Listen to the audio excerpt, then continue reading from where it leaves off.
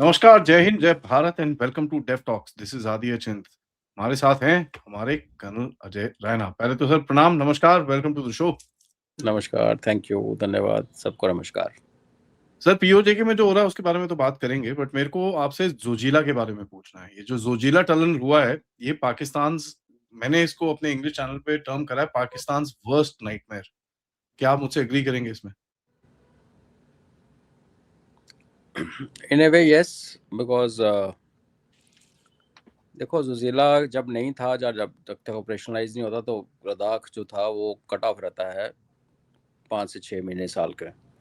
किसी ज़माने में 7-8 महीने रहता था, अभी इस कम डाउन, मौसम थोड़ा बदल गया। हालांकि हमने एक रूट ले से भी बना लिया, मनाली से बना लिया, जो कि पहले बड़ा ही बुरे हाल में था, अभी वो भी ऑलमोस्ट पूरा तैयार है, पक्का। वो भी, उसमें भी लिमिटेशन है। वहाँ रोहतांग टनल बनी है, लेकिन अभी बारालिचला अगला पास है, उसके नीचे भी टनल बनना बाकी है। तो बारालिचला में टनल नहीं बनती तो वो भी 12 महीने वाला कनेक्टिविटी नहीं देगा। ज़ोज़िला जो है, ज़ोज़िला बनने का ये फ़ायदा है कि ये 12 महीने कनेक्टिविटी देगा। ओनली थिंग इज़, जब ये सैंक्शन हुआ था तो तब मैंने एक आर्टिकल लिखा था कि थोड़ा सा गलत कर रही है सरकार, बिकॉज ज़ोज़िला से बेसिकली क्या देख रहे हैं हम लोग। एक तो कनेक्टिविटी तो ठीक है, लेकिन उसका जो पाकिस्तान का एंगल ये बनता है कि आपके पास फोर्सेस को मूव करने का ऑप्शन है। कारगिल के टाइम पे हमने देखा था, बड़ा इशू हो गया था, और उनको पता था कि जब तो बर्फ़ पड़ी है, फौज आ नहीं पाती ऊपर, तो उन्होंने आगे कारगिल में उसी टाइम आगे बैठ गए थे। तो वो वाला सिनेरियो तो नहीं होगा। बट मेरा एक मेजर पॉइंट ये था कि इसका जो एक्सिस है वो फिर कश्मीर वैली से होकर निकलता है, और कश्मीर वैली की एक अनसर्टनिटी है जो हमेशा रहेगी फोर्सिबल फ्यूचर में। तो कल ये ना हो कि हमारे ट्रुप्स मूव कर रहे हों और श्रीनगर के अंदर आईडीज़ लगनी शुरू हो जाएं, कश्मीर के अंदर आईडीज़ लगनी शुरू हो जाए। तो उस टाइम मेरा ये कहना था, और आज भी मैं इससे स्टैंड करता हूँ, कि किश्तवाड़ के थ्रू अगर ये टनल निकाल दी होती और वो सीधी जाके कारगिल लगती, तो एक तो आपको टोटल एक्सिस पीसफुल मिलता। दूसरा, क्योंकि कारगिल इलाके में, लेह में भी है, पर लेह में मजबूरी है, वहाँ रखना पड़ता है। कारगिल वगैरह का जो इलाका है, वहाँ पे आपकी जो एयर एसेट्स हैं, अटैक हेप्टर्स और बाकी जो गन शिप्स हैं, उनको रखने से क्या होता है कि वियर टियर बड़ा होता है। मौसम अपने आप में जब नेगेटिव में चला जाता, माइनस में चला जाता, तो रबर पार्ट्स और हर चीज़ जो है, आपको पता है, कोई एक्सपैंड कर रहा है, कोई कॉन्ट्रैक्ट कर रहा है, तो वियर टियर बढ़ जाता है। किश्तवाड़ में बेस होता तो आप 20 से 25 मिनट के अंदर अपना गनशिप लेके लाइन ऑफ कंट्रोल पे जो करना कर करा के फिर आप वापस आ जाते हैं। किश्तवाड़ का भी भला हो जाता, टोटली अंडर डेवलप्ड है एक नए एक्सिस में। और ये बात जो है, ये हवा में नहीं हो रही, ये 1950-60s में सर्वे हुआ था। लेकिन उस टाइम अब्दुल्ला साहब ने बोला कि कश्मीर तो रह गया साइड पे। तो अभी अमित शाह जी आए थे, आई थिंक वो आए साल हो गया शायद, किश्तवाड़, तो उन्होंने अनाउंस किया था कि अब वो टनल भी बनेगी। तो अगर वो टनल भी बन जाती है तो ऑफ कोर्स फिर तो बहुत ही बड़ा एक फ्लेक्सिबिलिटी आपके पास है कि जो ज़िला से जाओ, या आप किश्तवाड़ वाली टनल से जाओ, चाहे आप उधर भी आप देखें बारालिचला का टनल बन जाता है, या फिर एक जंस्कार के थ्रू सीधी कनेक्टिविटी हो गई है। मनाली की एक पास है वहाँ पे, बाकी सब ठीक है। सो यस, क्या होता है, आदि की पॉइंट ऑफ एप्लीकेशन मैटर करता है लड़ाई में। चाइना के पास जितनी मर्जी फौज हो, यूएसए के पास जितनी मर्जी फौज, जहाँ पे लड़ना है ना, वहाँ आप कितने एसेट्स को कितने शॉर्ट टाइम में ला सकते हो, वो मैटर करता है। उस कॉन्टेक्स्ट में तो गिवन सर्कमस्टांसिस में ज़ोज़िला टनल का बनना और तैयार होना, और फिर ये ऑप्शन भारत के लिए बहुत बड़ी चीज़ है स्ट्रेटजिक पॉइंट ऑफ व्यू से। तो इससे जो अभी जो इनके दिमाग में, पाकिस्तान के दिमाग में ये चल रहा है, पाकिस्तानी अगर आप प्रोपेगेंडा अकाउंट्स देखेंगे तो वो तो बड़ा क्लियरली बोल रहे हैं, ये जो पीओजेके में हो रहा है ये तो भारत करा रहा है, ये जेएसी वाले जो हैं वो सारे भारत के एजेंट हैं। दे आर देखो हमारी तरफ 3 फ्रंट से एक्टिवेट कर दिया है, तो they are now saying PoJK, they are saying Balochistan and they are saying this thing. और ये चीज इन्होंने यूएन में जाके बोली, और जिसके ऊपर हमारे वहां पर यूएन के रिप्रेजेंटेटिव ने बड़ा जबरदस्त सा जवाब दिया है कि जस्ट बाय कॉलिंग समवन फितना है, हिंदुस्तान डजंट मेक एनीथिंग। वो तो बोला ही है। तो ये एक जो ये स्पिन करने की कोशिश कर रहे हैं पीओजेके में जो चल रहा है हमारी, इनका है। और इनके कई अकाउंट्स ये बोलना शुरू हो गए, देखो जी टनल स्टार्ट हो गया, अब ये भारत घुसने वाला है। इससे पहले इन्होंने ईएम जयशंकर की 2-3 ट्वीट्स को ट्वीक करके डाला था प्रोपेगेंडा में कि देखो हम पीओजेके बस अभी लेने वाले हैं। तो ये क्या करने की क्या कोशिश कर रहे हैं sir? Are they trying to build a narrative in that aspect? खसियाई बिल्ली खंबा नोचे वाली बात है आदि। एक ज़माना था जब ऐसे प्रोपेगेंडा में जब होता था, वेस्टर्न के साथ आके खड़े हो जाते थे और हम झुक जाते थे। हम झुके हैं, लेट्स बी ऑनेस्ट। अगर हमने कारगिल में 99 में अगर एलओसी क्रॉस नहीं की, जब हमारे पास इतना जान गंवाने के बाद एक मौका आया था कि हम जाके स्कार्दू तक एटलीस्ट उसको इंडिपेंडेंट कर लेते। जब 71 में जब कर्नल चियान रिंचिन यहाँ पहुँच गए थे नुब्रा वैली में, और नेक्स्ट स्कार्दू में लोग उनका वेट कर रहे थे, कल आएंगे और आज कल हमें आज़ाद कराएंगे, उनको रोक लिया गया। तो ये तो हुआ है, लेकिन इसमें बात दो समझने वाली। पहली बात यह कि भारत वो भारत नहीं है जो 70s में था, जो 80s में था, 90s में था। जब ज़रूरत पड़ेगी तो भारत वो करेगा जो उसका इंटरेस्ट है। दूसरी बात यह है कि हमने इस पर काफ़ी वार्गेमिंग भी की थी जयपुर डायलॉग में, जयपुर में ही बैठ के। उसके पहले हम बात भी कर चुके हैं कि फाइटिंग उस टेरेन में इतनी आसान नहीं है। बहुत हैवी कॉस्ट पे इस एरिया को लिया जा सकता है अगर हम चाहें, पर हमारा बिगर क्वेश्चन ये था कि हम क्यों लें। बिकॉज गिलगित बल्तिस्तान, अगर ये जवाहर टनल जो बन रही है, बेसिकली किसको इम्पैक्ट कर रहा है? सामने गिलगित बल्तिस्तान को इम्पैक्ट करता है, क्योंकि कारगिल से जो रास्ता है, जो पुराना रास्ता, जो ट्रेडिशनल रास्ता है स्कार्दू जाने का, वो दरिया तो नुब्रा वैली से बह के आता है। अब लोगों को थोड़ा नक्शा देखना पड़ेगा, अदरवाइज कारगिल से सही रास्ता, सीधा रास्ता कारगिल से जाता था, और वो स्कार्दू होते फिर वहाँ से लेफ्ट मुड़ के, वेस्ट मुड़ के आप जाते थे गिलगित। तो वो जब आपने कारगिल को कनेक्ट कर दिया तो नेचुरली आपने एक थ्रेट तो खड़ी कर दी कि हम जब भी मन करेगा हम तो आ जाएंगे। बर्फ़ तुम्हारे भी पड़ती है, बर्फ़ हमारे भी पड़ती है, हमारी बर्फ़ हमें रोकेगी नहीं, तुम्हारे पास तो कुछ है नहीं, तुम्हारी फौज वहीं रह जाएगी, हम कुछ जाएंगे। लेकिन ओवरऑल हम सबका मानना है कि ये is not worth the effort. हालांकि गिलगित गिलगित बल्तिस्तान का हमारे पास आना और सेंट्रल एशिया का द्वार खोलना बहुत बड़ी चीज़ है, लेकिन उसमें फिर चाइना का एक एंगल है जो कि हमें समझना चाहिए। गिलगित बल्तिस्तान का इशू अभी भारत और चाइना के बीच में है। तो क्या भारत आज की डेट में चाइना के साथ सींग अड़ाना चाहेगा? मुझे नहीं लगता। बट यस, इसको कहते हैं एक थ्रेट इन मेकिंग। हमने उनको बता दिया है, और पाकिस्तान जो जलाए हुए हैं वो इसलिए उनको पता है कि भारत करे ना करे, मगर भारत कर सकता है। अभी ये कैपेबिलिटी हमारे पास आ गई है, और ये जो टेरेन की जो हम डॉक्ट्रिन कर रहे हैं रिमोट हिमालयाज़ में, ये ऐसी चीज़ नहीं है अब रातों रात डेवलप करो। इसके लिए सालों साल की मेहनत लगती है, पैसा लगता है, टेक्नोलॉजी चाहिए उस हिमालयाज़ के अंदर से निकालने का टनल। और दूसरी बात यह है कि पाकिस्तान के एंगल से देखें तो जो उनके पास हालात है आज़ादी, एक ही चीज़ है जो इन सबको इकट्ठा कर सकती है, जोड़ छोड़ सकती है, कोशिश की जा सकती है जोड़ने की, वो है एंटी इंडिया। काफिरों के खिलाफ बोलो, इसराइल के खिलाफ बोलो, तो लोग सड़कों पे आ जाते हैं जिनको आना है। लेकिन सड़कों पे आने पे के हालात देखो, जो पीओजेके में हो रहा है, जो गिलगित बल्तिस्तान में हो रहा है, जो बलूचिस्तान में हो रहा है, जो केपीके में हो रहा है। तो सड़कों पे आने वाले और नहीं आने वाले आ जाकर पंजाबी बजते हैं। और पंजाबियों की पतलून टांगने का तो आपने देख लिया, उनको पहले हम टांगते थे, फिर अफगानों ने टांगा। अब आज़ाद कश्मीर के लोग, जिसको हम पीओजेके कहते हैं, आज़ाद कश्मीर हमारी तरफ से गलत टर्म है, बट इसलिए मैं बोल रहा हूँ ताकि लोग सुन रहे हैं इसको, कि इस टर्म को, तो वहाँ के लोगों ने टांग दी।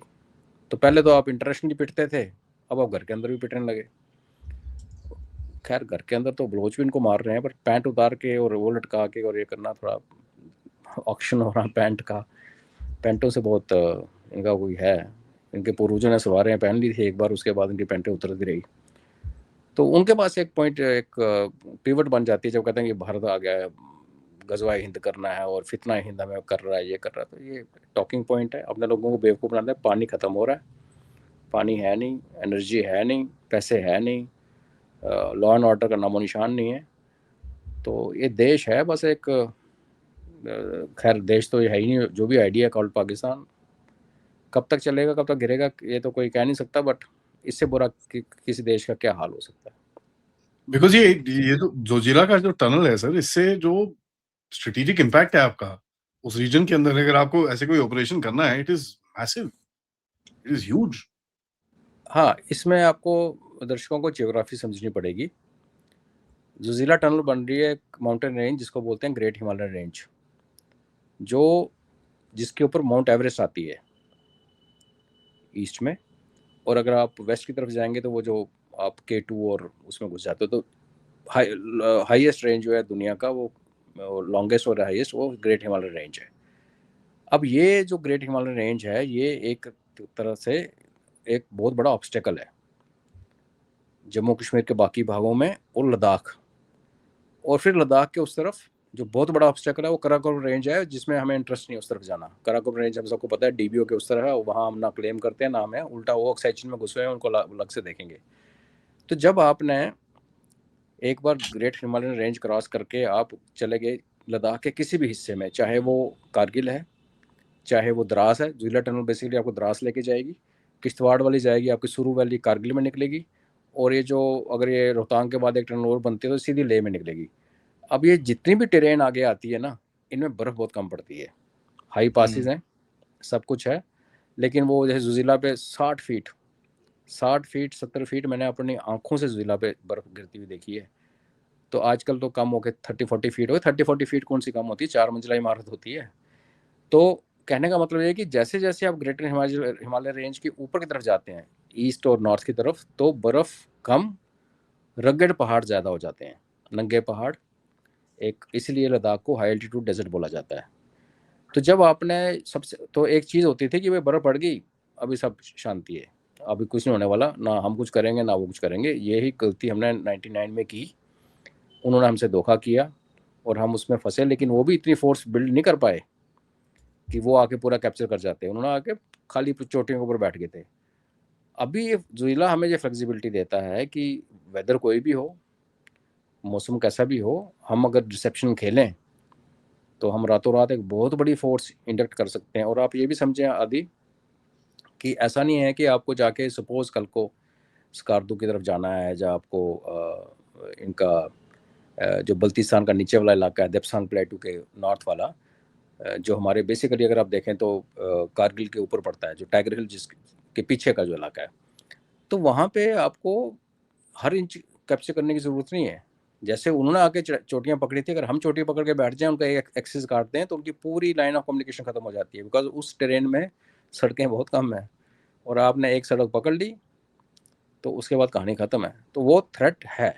जैसे मैंने कहा कि क्या हम करेंगे नहीं करेंगे, वो अलग ये स्टोरी है। $1 क्वेश्चन। हाँ, कर आपको अपना सकते हैं, प्लान बनाना है ना, कैपेबिलिटी है या आपको प्लान बनाना है ना साहब, कि मेरे पास अगर ये करना है मेरे को, तो इसके लिए ये चीजें मेरे को पहले चाहिए बिफोर आई डू एनीथिंग। या तो ये tunnel is part of that infrastructure, right? या कि आपको जब अगर नॉर्दर्न एरियाज को स्ट्रेंथन करना है, ये सब चीजें करनी है, so this is the first step कि भाई आपका रीच होनी चाहिए वहां पर। ये नहीं कि अच्छा यार हमने छेड़ दिया है, लेकिन यार 6 महीने के बाद लड़ेंगे क्योंकि ज्यादा बर्फ पड़ गई है। ये बिल्कुल। आप इवन कारगिल में आप देखें, अभी जो जनरल पांडे साहब की मेरी जो बुक आ रही है, मैन फ्रॉम पाकिस्तान, हो सकता है टाइटल चेंज हो, उसमें यही हमने एक दर्शाने की कोशिश की है कि जब पूरी दुनिया की आंखें कारगिल में थी, द्रास में थी, बटालिक में थी, 99 में वो लड़ाई हो रही थी वहाँ पे, तो बगल वाला जो इलाका था गुरेज का, जिसमें पांडे साहब उस टाइम एक मेजर थे, ब्रिगेड में, ब्रिगेड मेजर बोलते थे उस टाइम, इन्होंने अपनी आर्टिलरी शेलिंग इस तरीके से की थी कि पाकिस्तान का जो पीछे लाइन ऑफ सप्लाईज थी उनको इंटरफेयर करना शुरू कर दिया था। तो देखिए, फ्रंट की लड़ाई सबको भाती है, फिल्में में देखने में भी अच्छा लगता है, तो आ जा सामने गोली मारते हैं, लेकिन उस लड़ाई को सस्टेन करती है आपकी लाइंस ऑफ कम्युनिकेशन। पीछे अगर आपकी सप्लाई लाइन कट गई, आप जितने मर्जी फन्ने खाओ, आप टैंक लेके लाहौर में घुस जाओ, पीछे शाम को अगर वो टैंक जो एक दिन में चला गया 60 किलोमीटर, अगर उसको रात को डीजल नहीं मिला और अमनीशन जो उसने खर्च किया वो रिप्लेनिश नहीं हुआ, तो अगले दिन वो जो टैंक है वो फिर एक किसी का मेमोरियल बन जाएगा। तो सोल्जर्स हमेशा समझते हैं कि communication lines, logistic supply lines, ये उतनी ही वाइटल हैं, अगर ज़्यादा नहीं, जितनी फाइटिंग फ्रंट में। इस नज़र से आप देखें तो ये ज़िला का जो टनल है ये एक गेम चेंजर है, और पाकिस्तान को जो थ्रेट है वो ऑफ कोर्स वो रो रहे हैं, तो कुछ तो कारण होगा ही। बिकॉज़ सर हमारे जी। देश में ये बहुत डिस्कशन होता है, पीओजे के ले लो, ले लो, ले लो, ले लो। मेरा हमेशा एक वो रहता है कि भैया we need to plan this, अच्छे से करना है। और हमने सबने इसके बारे में बात करी है। ऐसे नहीं होता कि घुस गए और आपका प्लान क्या है? कैसे करोगे? क्या करोगे? कैसे क ऑपरेशंस होगा? क्या होगा? क्या नहीं होगा? हमने इसके ऊपर भी जब हमने जो वॉर गेमिंग करी थी, हमने करी थी कारगिल के बाद, द्रास से बाद, राजौरी से वो दूसरा रूट इस तरफ, दैट इज़ ऑलरेडी क्रॉसिंग ये तो वहां पर पहुंचने के बाद है, यहाँ पर पहुंचने के लिए भी तो आपको चक्कर चाहिए, so that's a major thing. Naturally. Sir, PoJK की जो सिचुएशन है इस टाइम पे, जहाँ पर गोली गाली चल रही है, ये चल रहा है, वो चल रहा है, आपका हमारा एक हमेशा से वो रहा है कि भैया हमको रेडी होना चाहिए जिसके लिए हम बात करें, लेकिन ये आएगा ऐसे करके आपके ऊपर। तो ये क्या, this is now realistically speaking when you look at the situation, this is a break of trust. अब क्या पाकिस्तान पीओजेके में अमेरिकन इंटरेस्ट जो है यहाँ पर वो भी है, और चाइनीज इंटरेस्ट जो है, इसको कैसे बैलेंस करेगा आगे जाके? देखो आदि, अभी थोड़ा सा बहुत जल्दी होगा ये कहना कि अज्यूम कर लें कि आज पीओजेके इनके हाथ से निकल जाता है प्रोटेस्ट के कारण, तो क्या है हमारी जोली में गिरेगा? अभी नहीं गिरेगा, और हम चाहते भी नहीं है। रीज़न ये है कि ऑलमोस्ट 80 to 90% जो पॉपुलेशन है पीओजे की, जो आज सड़कों पे पाकिस्तान को गालियाँ निकाल रही है और जब पे गोलियाँ चलाई जा रही हैं, जिनकी लड़कियों को उठा उठा के आपने देखा वीडियो में क्या हो रहा है, इन लोगों के दो किस्म के ख्याल हैं। एक ख्याल ये है कि भाई पाकिस्तान ने हमसे धोखा किया, 1949 का हमारे साथ एग्रीमेंट किया, गिलगित बल्तिस्तान को अलग करवा दिया, ये बोल के कि तुम सबको जो आज़ाद कश्मीर को हम पाकिस्तान का प्रोविंस बना देंगे। इन्होंने नहीं बनाया, और हमारे इतने बच्चे हैं जो आज़ाद कश्मीर बटालियंस में इनकी सारी लड़ाइयों में हिस्सा लेते हैं। और अगेन जब गैलेंट्री की बात आती है पाकिस्तान आर्मी में, जो थोड़ी बहुत बची हुई गैलेंट्री है, वो पश्तून्स, बलोच, आज़ाद कश्मीर की बटालियंस, और ऊपर वाले गिलगित स्काउट्स जो अभी NLA बन गया, नॉर्दर्न लाइट इन्फेंट्री, यही हैं जो लड़ते हैं। बाकी तो आपने देख लिया।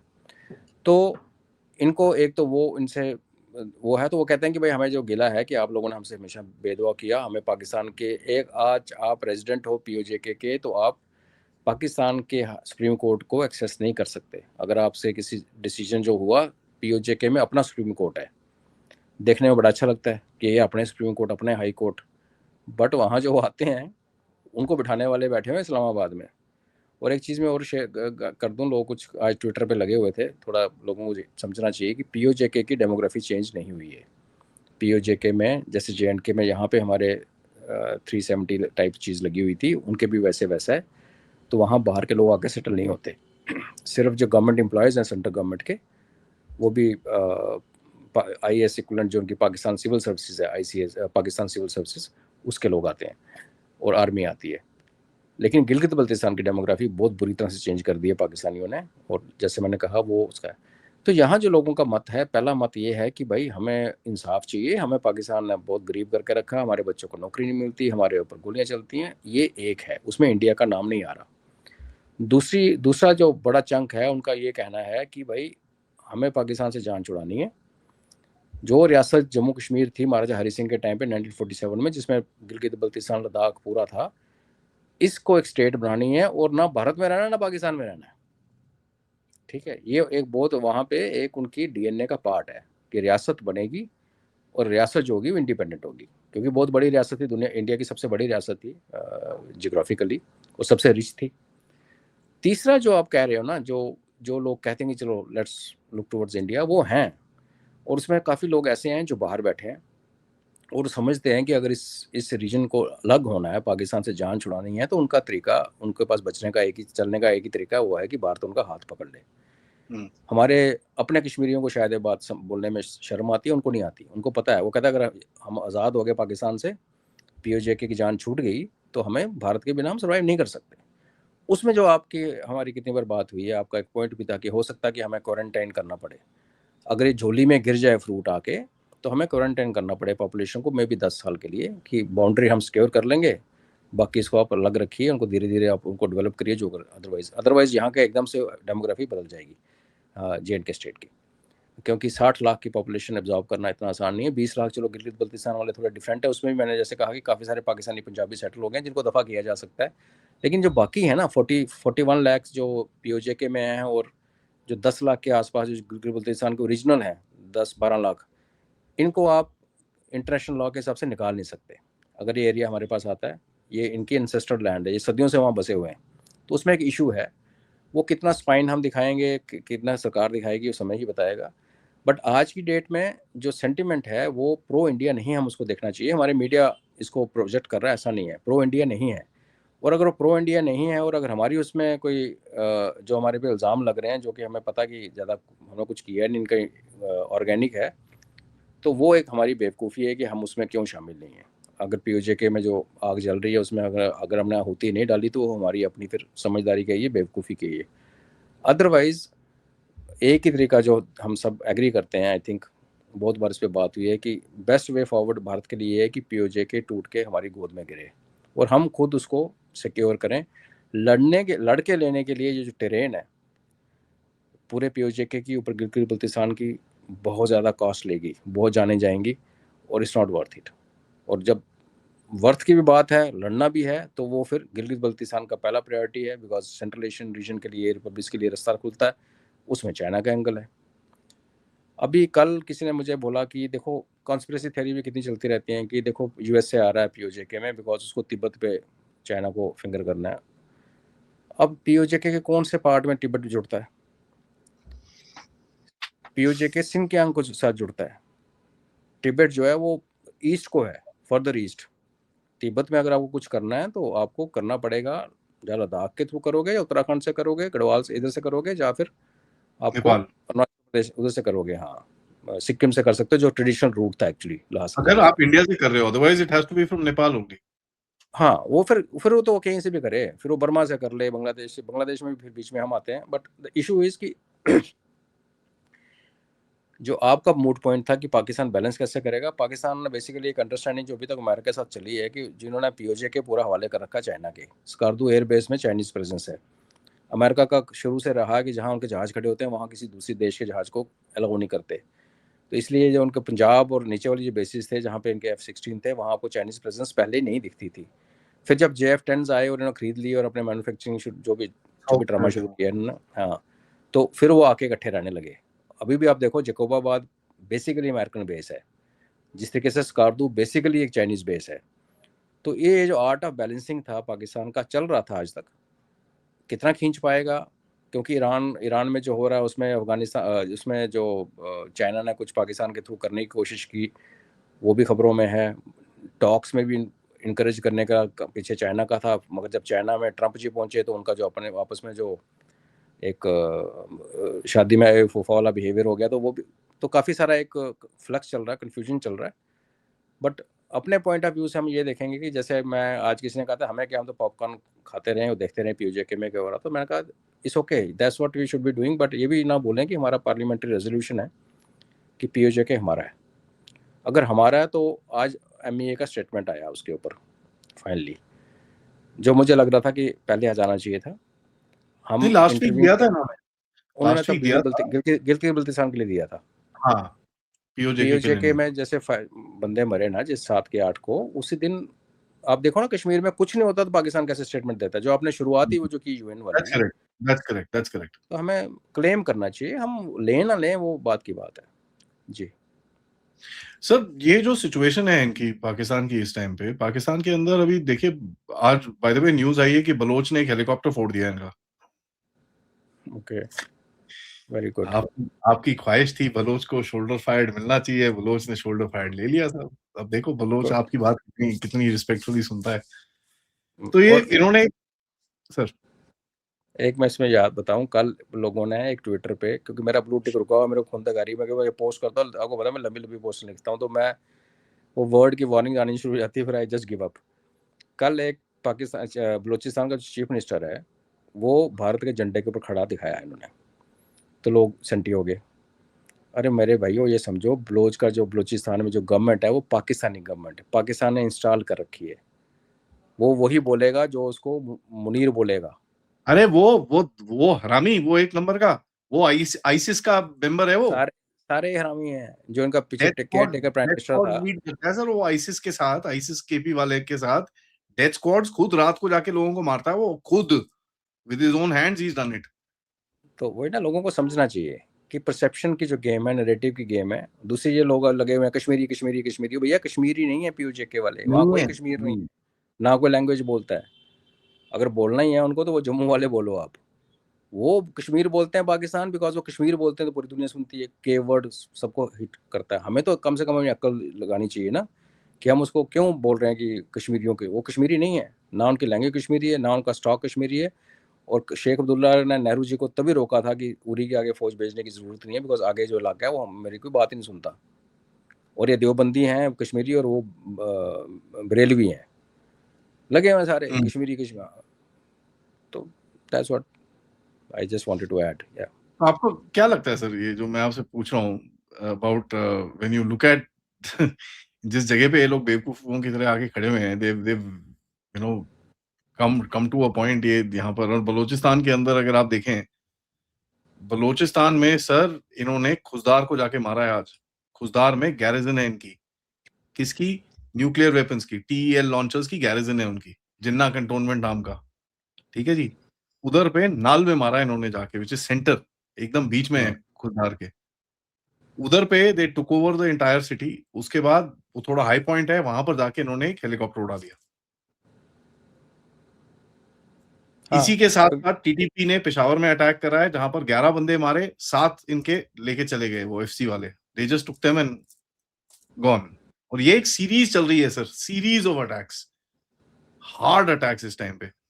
टू अ पॉइंट पाकिस्तान की वो ट्रेन आई थी, मैंने आपके साथ इससे बात नहीं करी, जाफर एक्सप्रेस जो थी, जाफर एक्सप्रेस को डाइवर्ट करके इन्होंने क्वेटा लेके आए, क्वेटा से कराची जा रहे थे, इन्होंने सीक्रेट में वहां पर 2 डब्बे जोड़ दिए जिसमें आर्मी वाले थे, ठीक है। और बाकी ट्रेन में कोई था नहीं और फौजी थे सारे, इन्होंने ठोक दी वो ट्रेन पकड़ के।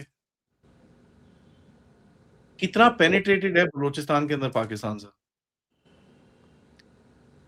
देखो आदि, एक चीज़ पाकिस्तान ने अच्छा की है कि उसके ट्रेन का नाम जाफर एक्सप्रेस रखा है, जो ठुकता रहता है।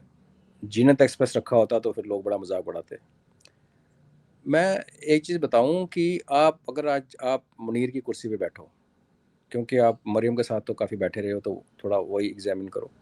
आप आर्मी चीफ हो, आपके पास लड़ाकू जो फौज है उसमें कंपोनेंट कौन सा आपके पास सबसे लड़ाके इक्वलेंट हैं? बलोच और पश्तून्स। फिर आते हैं नॉर्दर्न लाइट इन्फेंट्री और जम्मू एंड कश्मीर वाले, ये जो आज़ाद कश्मीर बटालियंस, चारों इस टाइम विद्रोह पे खड़े हैं। आप क्या क्या लगता है कि आपने जो गोलियां चलाई, तो जो जवान बलूचिस्तान में डिप्लॉयड है, क्योंकि इनका ये बड़ा फंडा क्लियर है, जब यहाँ मार पड़ने वाली होती है जैसे बलूचिस्तान में, तो आप अगर कहीं ओएस से मिल जाए हमें, तो देखना पड़ेगा वहाँ आपको ट्रुप्स नज़र आएंगे आज़ाद कश्मीर के, और हो सकता है आपको ट्रुप्स नज़र आए नॉर्दर्न लाइट इन्फेंट्री के। और कल को आज़ाद कश्मीर में लोगों को मारना है तो ये ट्रेडिशनली क्या करते थे, वहाँ से ब्लोच उठा के ले आते थे। अब लग गई लड़ाई चारों तरफ।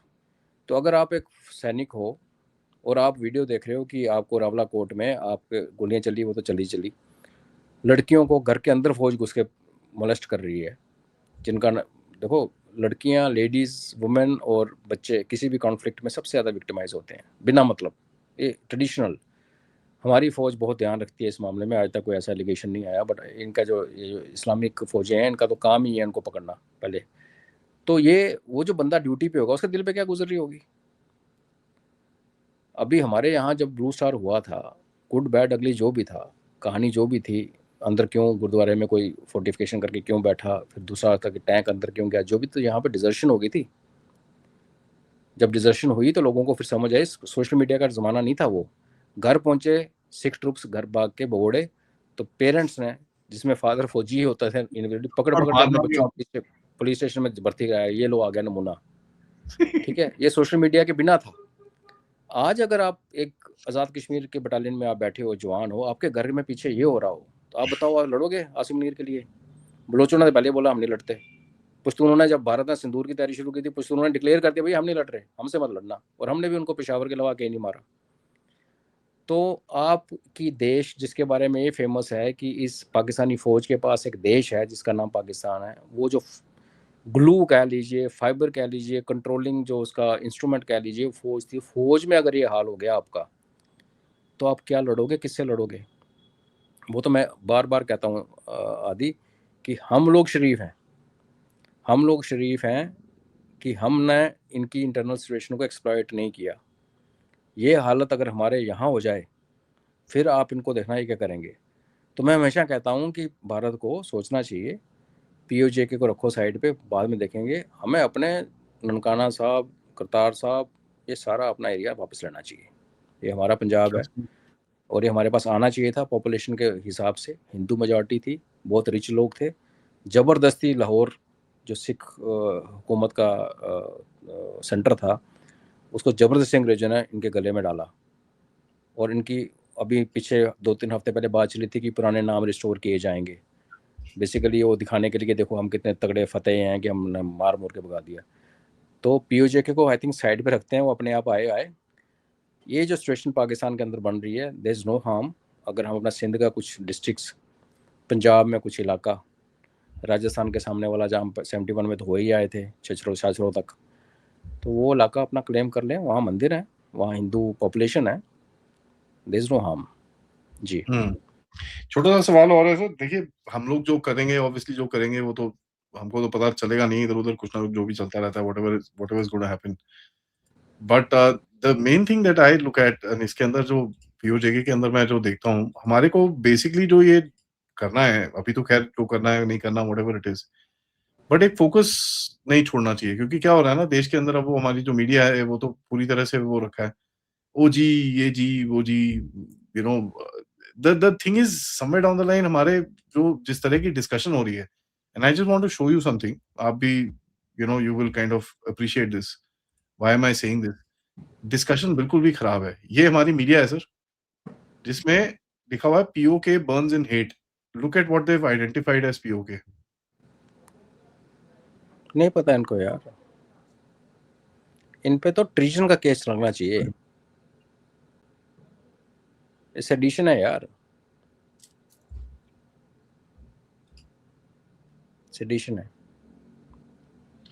So that's one of the reasons why I keep doing these discussions deep में जाके, is because हमारे discussions से लोग एटलीस्ट कुछ सीखे तो सही, क्योंकि ये डिस्कशन देखो तो आपको क्या दिखेगा, क्या मिलेगा यहाँ पर, ये लोग एनालाइज नहीं कर सकते। अब जैसे बलोच का मैंने आपको बताया कि भाई शोल्डर फायर रॉकेट से उसको मारा है, अपना हमारी ऑडियंस को कहीं ना कहीं एक हिंट मिल जाएगा क्या है, कुछ ना कुछ हुआ है पीछे से, दैट इज द रियलिटी ना। या दैट इज़ द रियलिटी, लेकिन अपने मीडिया से आप बहुत ज़्यादा उम्मीद कर रहे हो, और मिनिस्टर हमारे तो खैर है ही नहीं, तो ये तो न्यूसेंस चलती रहेगी। तो अभी लोगों पे है कि उन्होंने उस मीडिया के पे आंखें जमा के अपनी आंखें ख़राब करनी है, कान ख़राब करने हैं, या फिर एक सेंसिबल चैनल्स पे आइए देखिए और जियोग्राफी को समझें। आप स्ट्रेटजी और टैक्टिक्स की बात तभी कर पाएंगे जब आपको ये पता चले। अभी जो नक्शा आपने दिखाया, देखो उस बंदे का, मैं नहीं कहूँगा क्लूलेस, मैं तो उनको क्रिमिनल बोलता हूँ, जो देश का नक्शा डिस्टॉर्ट करें वो क्रिमिनल है, चाहे वो जिस मर्जी स्टूडियो में बैठा हो। जी, थैंक यू सर आपके समय के लिए, and I hope next week तक आप एकदम फिट फाट हो जाओ, ताकि आपको हम लाइव पे बात करें आपके साथ दोबारा से, क्योंकि बहुत सारे लोग मैसेज करते हैं सर से हमको सवाल पूछने हैं, मैं लेके आता हूँ सर को फटाफट। तो I hope sir gets well and gets better, and फटाफट then we can actually start working with sir on various different things. जो हमारा नैरेटिव था और जो चीजें हैं हम लोग बात करते हैं, it is because we want to create the right very clear sort of a perspective, कोई झूठी होप नहीं, और कोई ये नहीं कि भैया कुछ भी नहीं हो रहा, there is always a grey in the middle, जिसके बारे में हम बड़ा क्लियरली बात करते हैं। थैंक यू सर आपके समय के लिए। सब ऑडियंस से रिक्वेस्ट है, धन्यवाद। वीडियो को लाइक करिए, सब्सक्राइब करिए, and don't forget to support the channel. Description पढ़िएगा, जॉइन आवर ग्रुप्स। नमस्कार, जय धन्यवाद। हिंद। जय भारत।